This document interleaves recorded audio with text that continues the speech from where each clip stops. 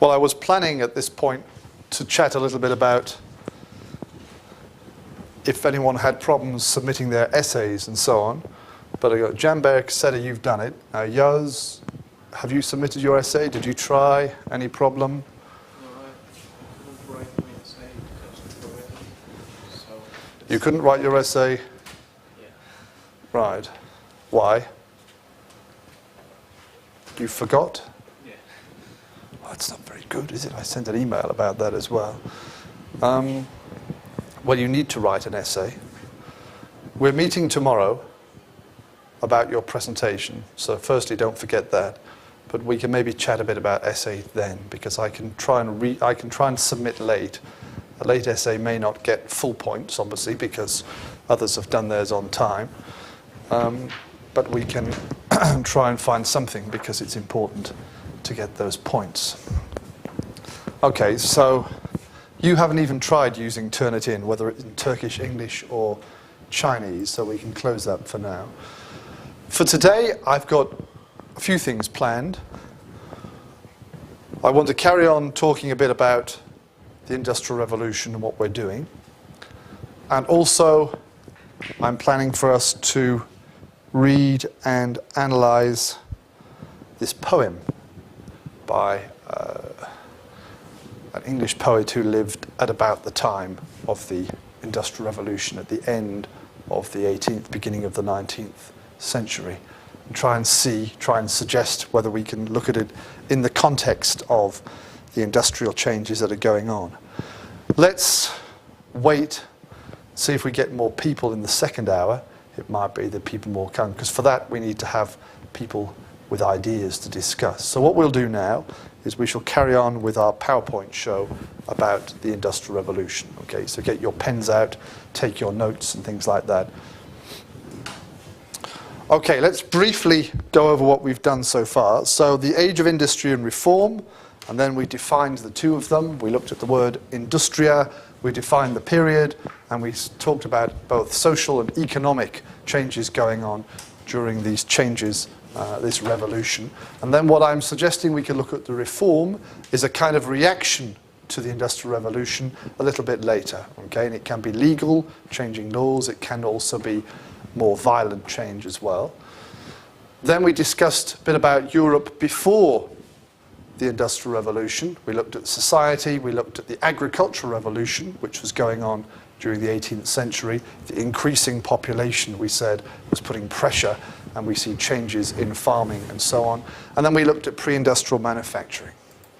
Then we had looked at some of the main features of the Industrial Revolution as we can define it, some general comments, technological change, we said, machinery and so on taking over, new forms of energy, development of factories, the commercial element, the financial element, and then in terms of Britain, the geographical element, that they have a lot of coal and rivers, we said there. Then we examined a couple of areas that were particularly important for Industrial Revolution, the textile industry, how that was revolutionized, and we looked at some machines and the effects it had. And then we looked at the importance of the iron industry, the development and use of coal, and how the steam power was devised during this period, very important. And then we finished off, I think, looking at the ideas of Adam Smith, about whom, if I check, Sefa, who's not here, and Yaz will be giving a presentation next week. Okay? And I like to see, this is obviously an American program because it's objecting to the spelling, the British spelling with a U there of labour. Okay, so let's just click on here.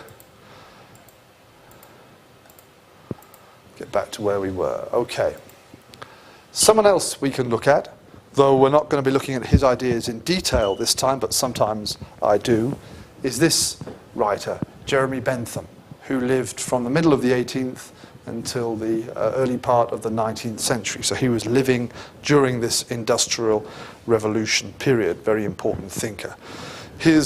Perhaps his most important work,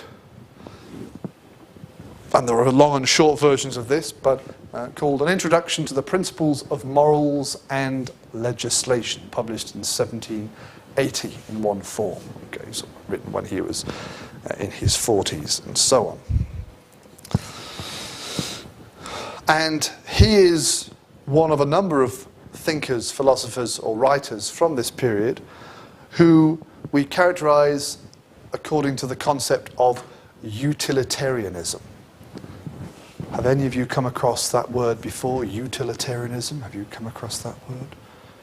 What does the English word utility? If something has utility, what is that?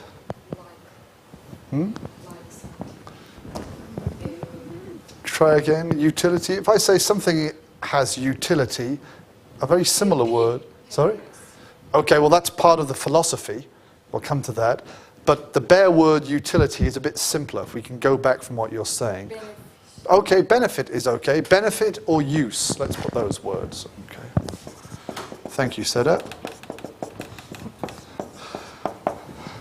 Utility means it has use. It has some kind of benefit. Okay. So, what I always do on these occasions is to say, here is something which has utility. A chair, okay? Because, there we go. It helps me to sit down and rest my old legs, my weary old legs, and so on. So for me, this chair has utility. It's useful, okay? It has a benefit for me. If we look at it from another perspective, and you have the same word in Turkish spelt slightly differently, if we talk about aesthetics, if we talk about beauty or something, art, okay? If we say, let's look at the world from an aesthetic point of view, let's analyze something's beauty or creativity, then we probably wouldn't say that this chair is very aesthetic. Do you think this chair is aesthetic? Do you think it has beauty, this chair? No. It has utility, it's useful, but it's not something you want in your house. When you're all grown up and you have a big house and you're all working hard, you want to buy some nice paintings to go on the wall. You won't have one of these old Bill Kent chairs, and when your friends come around and say, look at this chair I bought last week, isn't it beautiful? And they're all, oh yeah, but maybe this bit, I don't like this bit so much or something. No, it has utility, but it doesn't have an aesthetic value, okay? So utilitarianism, in terms of the word itself, in terms of the etymology, where the word comes from, is kind of partly based on this concept, okay, of usefulness, in a sense, usefulness for other people. So utility is the basis for saying something is good, okay? It's not beauty, it's not aesthetic, okay? That's a very basic definition. It's more than that, and we're going to come to that point here. This is what I'm talking about now. In fact, I can see that's here. So, one of the basic principles that we get with Bentham is the concept of pleasure and pain. Something which creates pleasure or happiness, as Seda said, has utility, is useful, okay? And something which creates pain is bad. Something which avoids pain is good. So in my case, again with the chair, it's the pain of my old legs. I need to sit down, and that's why it's a good thing. That's why it has utility. So what Bentham is arguing, partly, is that they want to maximize pleasure through utility and minimize, reduce pain. Okay? So we push up pleasure and trying to reduce pain. For one person, or he's thinking about the whole country. Okay? So his analysis of things is according to the pleasure and pain principle.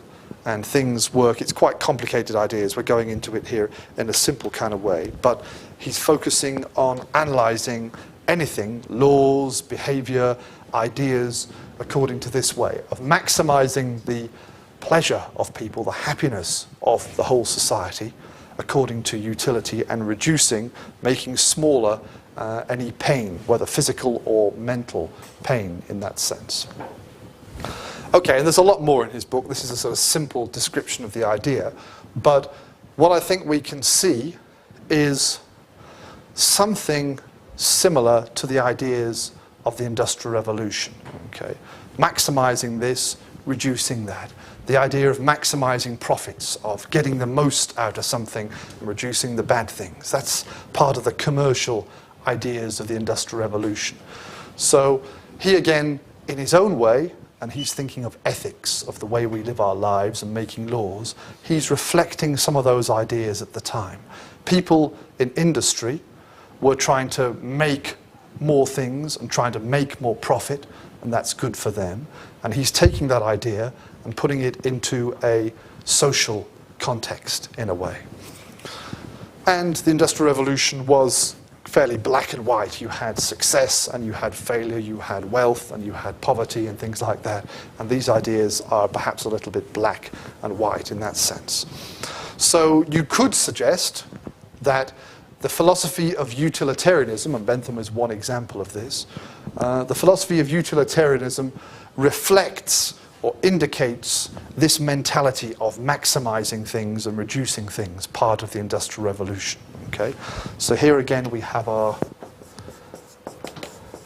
historical developments kind of affecting the way people think. Okay? We wouldn't think like that today. We have a slightly different approach to life, but we can perhaps suggest that these ideas are part of this industrial mentality of the way that they were thinking, at least in Britain and a few other industrial nations at the time. Okay. Now we need to look at the consequences of the Industrial Revolution. Okay. So far we've been looking at what the Industrial Revolution was, economically especially, and we've looked at Smith and Bentham as two people who were kind of supporting that philosophically. Now we have to look at what the results were, especially in society, of this big economic change. What changes were happening to people's lives. So we've talked about technology, factories, and so on. Now we need to talk about society. So what was the most significant change in European society that resulted from the Industrial Revolution? We have machines creating factories, creating increased profits on the economic side. For people, what was the big effect of all these changes? We've mentioned them briefly before. We're going to look at them in a bit more detail now. For people living their lives, what was the result? Where were people living? We said this, for example. Where did most people live before the Industrial Revolution? People were living in countryside, in villages and farms and things like that. Okay. All right, come in. After the Industrial Revolution, more people were living cities. Okay. Here is a nice example of that kind of thing. Here is sort of city, and then in the distance you can see the farm on the edge of the city or something like that. People are moving in that kind of direction. And who are these people living in the cities? What kind of people are they? Who are the people living in... Sorry? Interested in agriculture. Okay, they were living in the countryside. Now people are moving into the cities, so what can we call them? Now that they're no longer farmers, if they're living in the city, what are they doing every day, the people in the city? Town people. Sorry? Town people. Town people, okay, but Janberg, the farmer, used to live in the countryside. He was working on his farm or whatever. Now he realizes that there is this city close by where he can get work. So he goes to work in the factory. He's not a rich guy, okay? It's Yaz, the factory owner, who's the rich guy. The rest of you are workers, okay? Labor. And this creates a big group of people that we call the working class, okay? It's a slightly odd phrase because everyone works. You're working now, okay? And you're working when you write your essays or whatever, but it means working physically, okay? Manual labor, and usually connected to industrial work rather than farm work or something like that.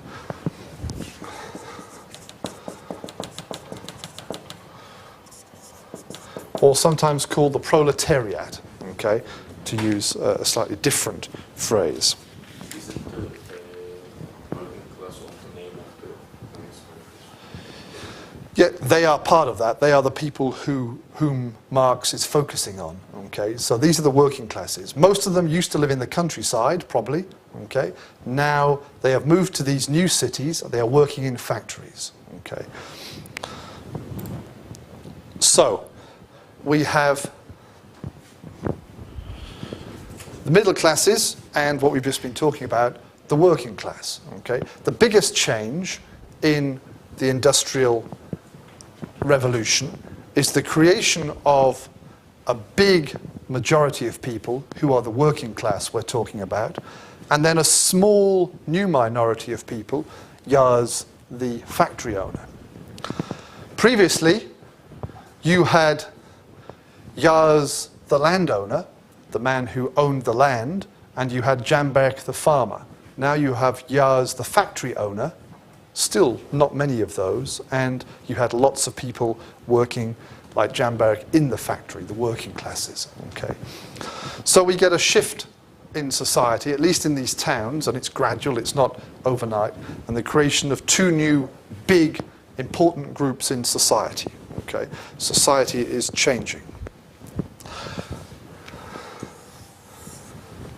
Does anyone know, when we talk about a class, particularly in a Marxist sense, if you are a Marxist thinker, how is the word class defined? How do we, it's a group of people, but how do we decide? Okay, we can break this classroom into different ways. We could say gender, girls and boys. We could say nationality, Turkish and British. Okay, class, what is the basis for how do classes break up society? What does Marx say is the basis for dividing a society up into classes? What's the basis for? Sorry? Ethnicity? No. Something like aristocratic working class. Yes, they own, what are they owning? What's their relationship with something? What is the thing? It's not birth and ethnicity, as Jamberg's suggesting. That was a good idea, but it's not to do with birth necessarily. You can change your class quite easily in an industrial society, as we can do today, because we have a different set of relationships with something. What's the thing? How are we defining factory worker and factory owner? What is the key? Okay, money or factory in this case. He owns the factory. He works in the factory. Okay, so a class, according to Marxist ideas, is based upon your relationship to what they call the means of production. Okay, the things you use to produce something.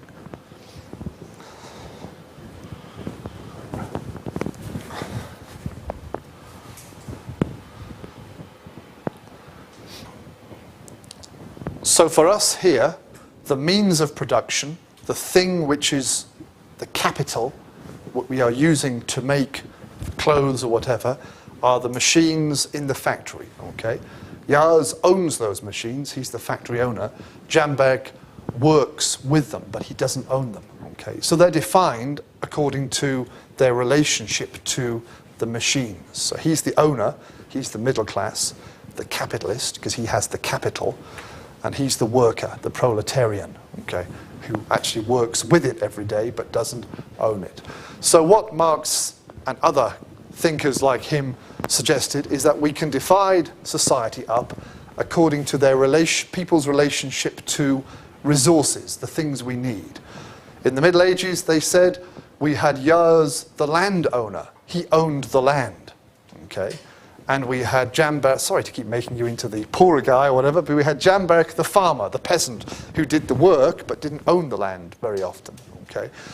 Whereas when we get Industrial Revolution, the land is less important. It's factories, machines, money, other things that we use to make that system work, okay? So the concept of class is one way of breaking up the society, not according to nationality or gender or color of your hair or your skin or something, but purely according to how you connect to the means of production. Are you an owner or are you a worker? Okay. That's the basis for this. That's what we get here. And what we see during this time is the emergence of two new groups, what we call the middle classes, who are, in many cases, the old professionals and so on, okay, who become the capitalists. They are the ones who own the material. And then we have the workers, the working class, who are the ones who work with the machines and the tools, but are not themselves the owners of this thing.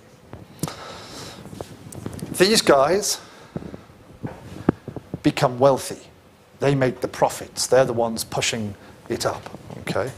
And these people, the workers, are in many cases pushed down socially. They have no power, economic power, at this point. They're not organized in some way. They are working for very, very long hours in the factories. It's not like today where we have concepts of minimum wage.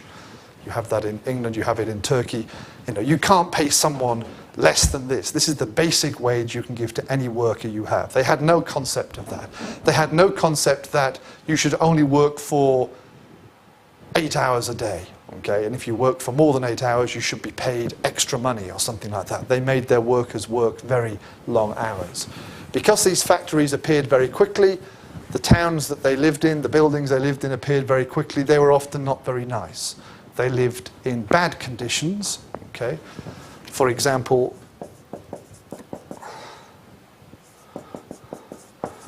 sanitation was very bad. Do we know what that word is? It's the sort of health conditions, like how you get water into the building, how you get rid of things in the toilet and things like that, how you keep everywhere clean. They were not healthy conditions that people were living in and things. There were probably not many doctors around to look after them and things like that. So they were dirty, they were unhealthy, they were not very nice, they were very small buildings and things like that. Okay. The working class also not just involved men. It wasn't just Jamberg, the man guy, working in the factory. His wife and his children would probably end up working in, even the small kids. Okay? Most of the world today, not everywhere, but most of the world today, okay, you go to school and then you end up getting a job, whatever it might be. Okay, you're still in some poor areas, and in the east of Turkey you do see kids working when they shouldn't be, but primarily that was what was going on even in Western Europe then. Children were working in the factory. Children were great, in fact, because they're little.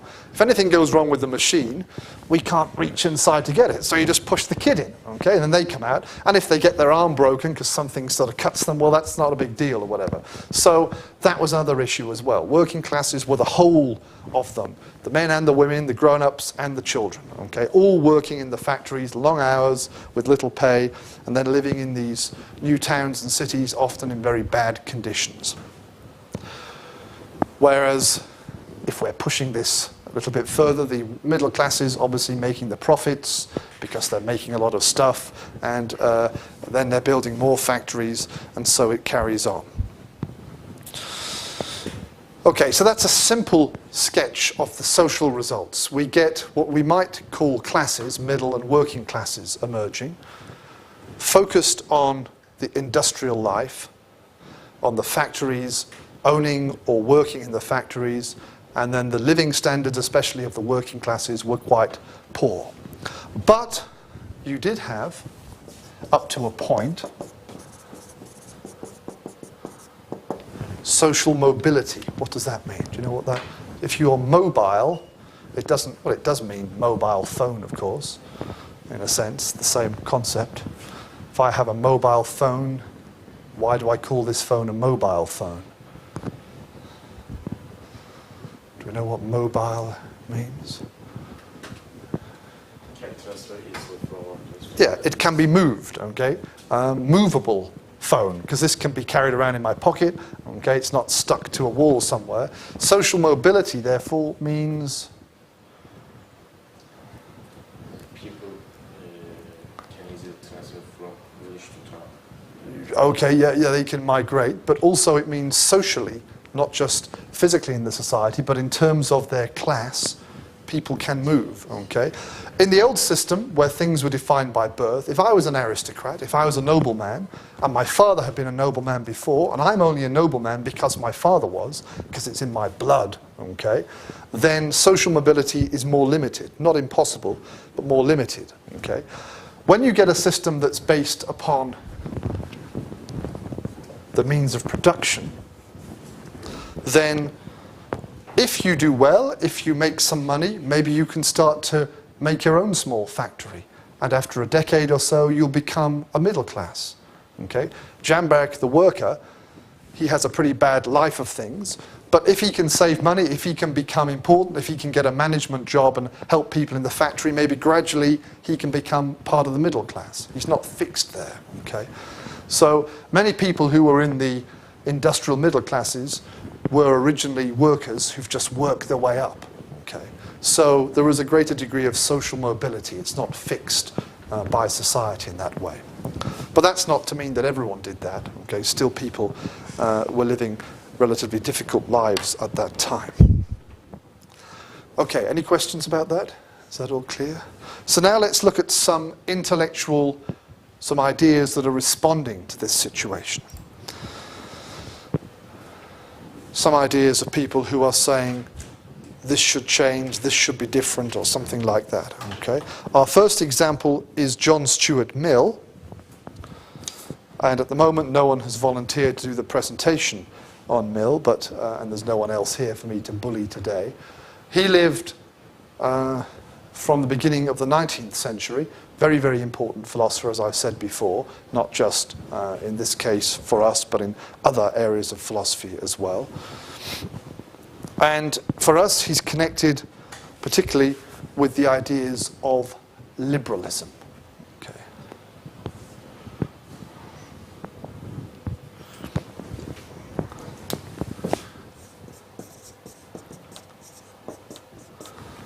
Liberties, what are they? What's that? Freedom, okay, in a sense. Freedom, and we might even put here rights that we've discussed before, okay. Somehow we have some liberty. And so liberalism is a philosophy which focuses on freedoms of people in society, things like that, okay, not just other things. His book, that we may or may not say more about next week, depending on how we get on, was actually just called On Liberty, published 1859 there. Okay, so he's just writing about liberty. He's writing about how to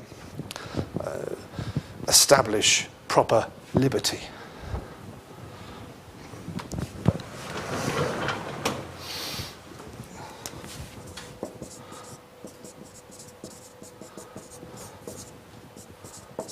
And he's concerned with how much authority can be exercised over subjects, people, however we want to describe it. Okay. So what he's concerned with primarily is what allows the government to control our lives. What's the basis for a government controlling our lives, for making laws? Because every time they make a law, they take away some of our liberty. Okay? Our syllabus is a kind of written law, and it's taking away some of your liberty.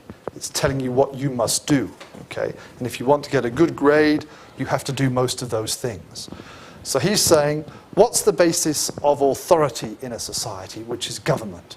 And how far can authority go? And at what point do we say, no, that's too much. Okay, that's taking away too many liberties, freedoms of people. This is the basic idea that he's trying to understand. Okay. So for him, all laws are technically bad. Every single law is bad because every single law, in theory, restricts what you can do. It tells you, do this, don't do that. Okay? If there's a red light, you have to stop your car. So your freedom to keep driving is being stopped, okay, even with that law. You want to smoke your cigarette, but sorry, you can't. Okay? You can't smoke it here. There's a law again. People say, that's taking away my freedom, my liberty to smoke, or my liberty to drive my car, or something. We need those laws. They are what we call, therefore, he would perhaps suggest as necessary evils. Okay? But how far can we go? At what point do they become unnecessary evils?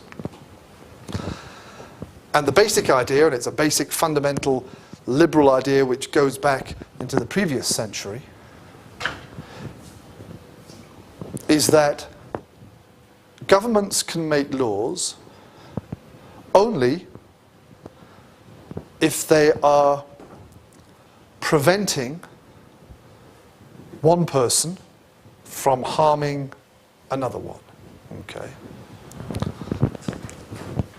So the key to this is harm. Here's person A, here's person B.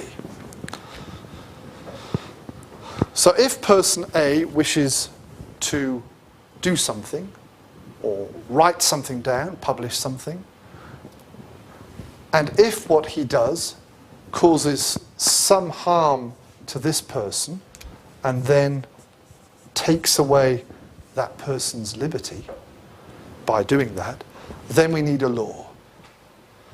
If, however, what person A does has no real effect on person B, then we shouldn't make a law about it, even if we think it's wrong. Okay? Even if we don't agree with what that person's doing. I don't know, what's your favourite kind of music, Yaz? What's the kind of music you like to listen to? Give me a name of a band or something, one of your favourite, when you put a CD on or you have your MP3 player or whatever it is. What were you listening to most recently? Sorry? I don't have any. What kind of music then? What do you like? What kind of music do you like? Classical music or rap music or folk music or Turkish traditional music or... Everything. Everything. Okay, you're not a good example. And I need a specific thing. Jamberk, what about you then? What are your... Pop. Okay. So imagine that because I have authority, I think everyone in the world should listen to classical music. Mozart, Beethoven, or even Stockhausen in the 20th century, but it's all considered to be classical music in that sense. And I don't like pop, okay, whatever it is, whether it's contemporary pop these days or old music. If I made a law that said, sorry, Jamberk, you can't play your music. Okay, you've got to listen to classical music. It's the only music you can listen to in my society. Okay, that would be going against your liberty.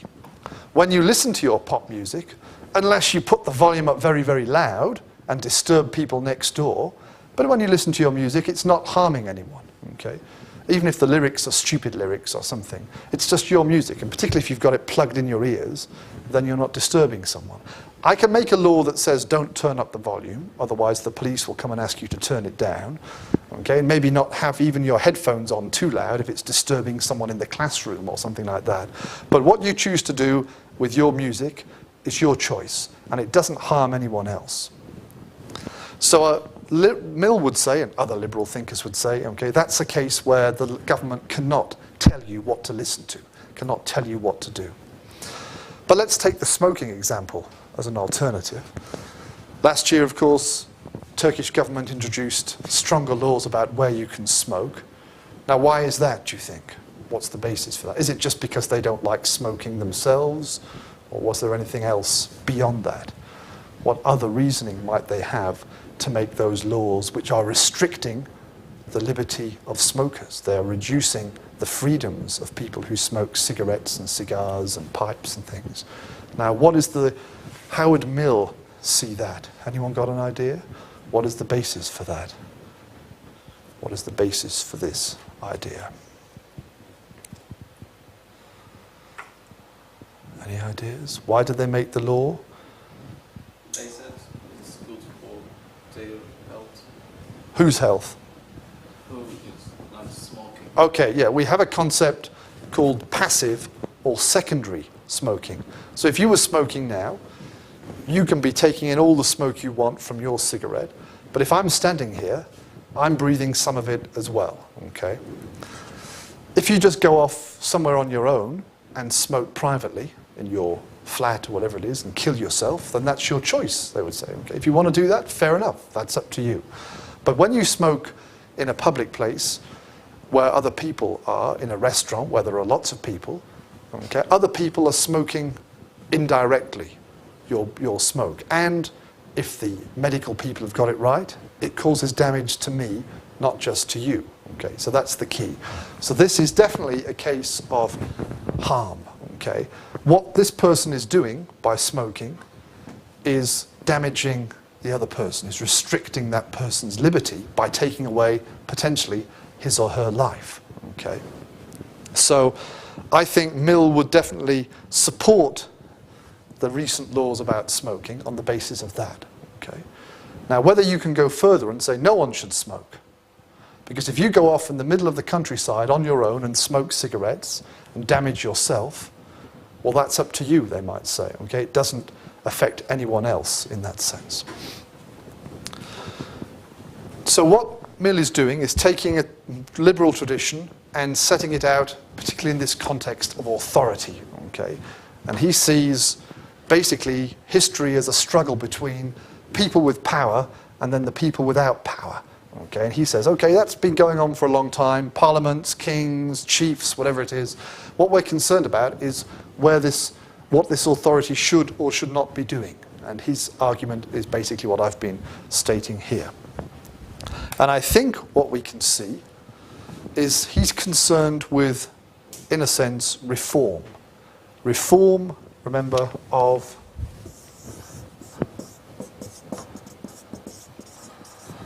laws. He's concerned with what was going on at that time when he was living with changing laws. How can we make things better for people by changing laws? Not by having a revolution, not by taking over the government, but by changing the laws to make them better laws, to make them fairer laws, to make them the necessary laws, but not the unnecessary laws.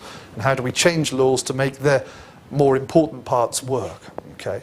Because at that time, people were concerned with society. They were concerned with what was going on in the society, with the working classes and their situation getting very bad. And what he was trying to do was improve that and say, how can we control laws? Okay, laws come from above, but they're meant to be for the people. So let's work out what the rules are, the basic idea of law is, and how can we reform a society or not. So he is, partly at least, this discussion of law, of authority, reflects, shows us this concern with how to control the society. Okay? And by example of smoking was not so relevant to them, but other things like how many hours should Jan Bout be working in Yaz's factory? Okay? That's a big question that they were debating.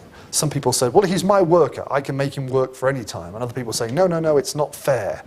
Okay, you're damaging his life, you're restricting his liberty. There should be some control over the amount of time he works. The number of hours he was working is very important. So again, we can see this concern with law, with authority reflected by laws going on at the time. So Mill is part of this tradition for perhaps changing things from inside, by changing the laws rather than by changing them outside through revolution or something like that. Okay, any questions? At all clear? All right, let's have a break, and then if we do get a few more people, but even if we don't, we shall read that poem and we shall try and think about that poem in the context of the Industrial Revolution.